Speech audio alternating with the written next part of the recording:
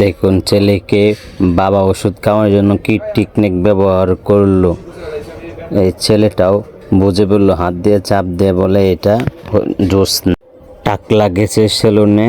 দেখুন কি পরিমাণ চায়নারা গ্যাজেট তৈরি করেছে, মাথায় লাইট জ্বলে, অসাধারণ দেখতে। এখন গাড়িতে উনি উঠবে, দেখুন কি সুন্দরভাবে, জোস লাগছে। চায়নাদের কি টেকনিক।